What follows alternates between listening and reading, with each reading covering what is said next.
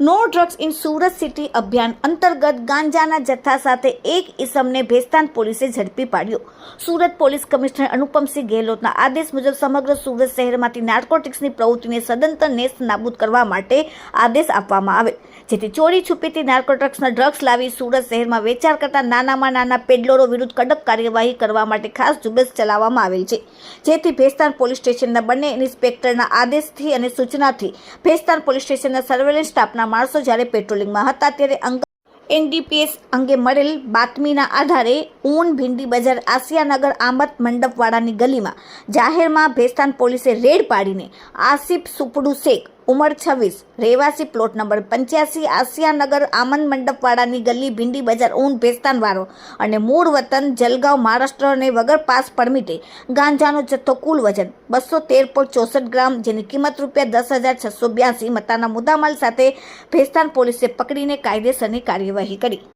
આરોપી અજાણ્યા ઈસમ પાસેથી ગાંજાનો જથ્થો લાવીને છેલ્લા 1 મહિનાથી પ્લાસ્ટિકની નાની કોથળીમાં છૂટક ગાંજાનો વેચાણ કરતો હતો. પોલીસે હાલમાં તેને ઝડપીને રિમાન્ડની તજવીજ હાથ ધરી છે અને કોની પાસેથી ગાંજો લીધો, કોને કોને વેચાણ કરતો હતો, કોને કોને સપ્લાય કરેલ છે તે દિશામાં તપાસ શરૂ કરી છે. Bureau report, daily India TV, Surat. Surat શહેરના માનનીય પોલીસ કમિશનર શ્રી અનુપમસિંહ ગેહલોત સાહેબની સૂચના અને માર્ગદર્શન મુજબ no drugs in Surat city અભિયાન અંતર્ગત સુરત શહેરની specialize branch, crime branch, SOG તદુપરાંત પોલીસ સ્ટેશનની વિવિધ ટીમો ડ્રગ્સના જે દૂષણ જે છે એના ઉપર અસરકારક નિયંત્રણ લાવવા માટે પરિણામલક્ષી અને અસરકારક કામગીરી કરી રહી છે. એમાં નાના અને મોટા વિવિધ પ્રકારના કેસો શોધી કાઢવામાં આવી રહ્યા છે. દરમિયાન આ અભિયાન અંતર્ગત ગઈકાલ રાત્રે એક ઇનપુટ ભેસ્તાન પોલીસ સ્ટેશનના ડિસ્ટાફના કર્મચારીને મળેલું હતું કે એમાં ઊન ભીંડી બજાર વિસ્તારમાં આશિયાનગરની બાજુની ગલીમાં એક ઈસમ, જે ઇનપુટમાં એમાં વર્ણન પણ મળ્યું હતું, એ ઈસમ એની પાસે ગેરકાયદેસર ગાંજાનો જથ્થો છે અને એ ચોરી છુપીથી વેચાણ કરવાનું છે. આ ઇનપુટ આધારે કાયદેસર કાર્યવાહી કરવા માટે ભેસ્તાન પોલીસ સ્ટેશનના પોલીસ ઇન્સ્પેક્ટર શ્રી ગામેતી અને એમનો સ્ટાફ તેમજ સરકારી પંચો જે બાતમીમાં જણાવેલ સ્થળે જઈ અને ત્યાં ચેક કરતા ત્યાં બાતમીમાં જે વર્ણન હતું એ વર્ણનનો ઈસમ ત્યાં મળી આવ્યો હતો. તેની અંગ ઝડપી કરતા અને પ્રાથમિક પૂછપરછ કરતા તેની અંગ ઝડપીમાં એક પ્લાસ્ટિકની કાળી થેલીમાં એક વનસ્પતિજન્ય ભીનો ઘેરા લીલા કલરનો ડાળખા, પાંદડા અને બીજ સાથેનો એક વનસ્પતિજન્ય પદાર્થ મળી આવ્યો હતો. એની લાક્ષણિક વાસ ચેક કરતા એ પ્રાથમિક દ્રષ્ટિએ ગાંજો હોવાનું જણાઈ આવતા આ બાબતે એફએસએલના અધિકારીના સ્થળ ઉપર બોલાવી અને એફએસએલ અધિકારીના પાસે જે કીટ રહેલી છે એનાથી પરીક્ષણ કરતા એ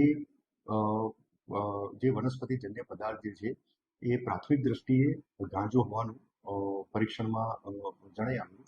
જે આધારે આ આરોપી વિરુદ્ધમાં એક એનડીપીએસ એક્ટ હેઠળ કેસ દાખલ કરવામાં આવેલો છે.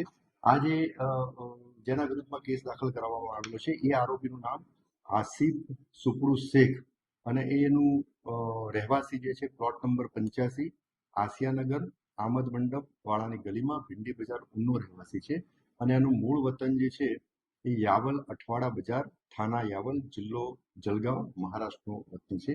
એ અહીંયાના પરિવાર સાથે રહે છે. આ જે આરોપી પાસેથી એની અંગ ઝડપીમાંથી જે પ્લાસ્ટિકની બેગ મળેલી હતી અને એમાં જે ગાંજાનો જથ્થો મળેલો હતો એ ટોટલ 213.64 ગ્રામ ગાંજાનો જથ્થો મળી આવેલો હતો. એની કિંમત ₹10,682 ગણી અને એ મુદ્દામાલ તપાસ અર્થે કબજે કરવામાં આવેલો હતો. આરોપીની પ્રાથમિક પૂછપરછમાં એણે એવું જણાવેલું છે એ એક અજાણ્યા વ્યક્તિએ એને ગાંજાનો જથ્થો એને વેચેલો હતો. હાલમાં એનું નામ જણાવેલ નથી, પરંતુ આરોપીની પોલીસ કસ્ટડી રિમાન્ડ મેળવવા માટેની કાર્યવાહી ચાલુ છે. તપાસ દરમિયાન આરોપીની કોઈ ગુનાહિત ઇતિહાસ પણ જણાઈ આવતું નથી અને આ આરોપીની પ્રાથમિક પૂછપરછમાં એવું જણાઈ આવે છે કે છેલ્લા એકાદ મહિનાથી એ આ ગાંજાનો ગેરકાયદેસર વેપાર કરે છે અને એ થોડી ઓછી કિંમતમાં ગાંજાનો જથ્થો લાવે છે અને નાની પ્લાસ્ટિકની કોથળીમાં બનાવી અને છૂટક ગાંજાનો જથ્થો વેચાણ કરે છે ગેરકાયદેસર રીતે. એટલે આ બાબતની મોડસ ઓપરેન્ડીથી એક ડ્રગ પેડલર તરીકે આ રીતના ગાંજાનો જથ્થાનું વેચાણ કરે છે. તો એ બાબતની હાલમાં તપાસ પણ ચાલુ છે.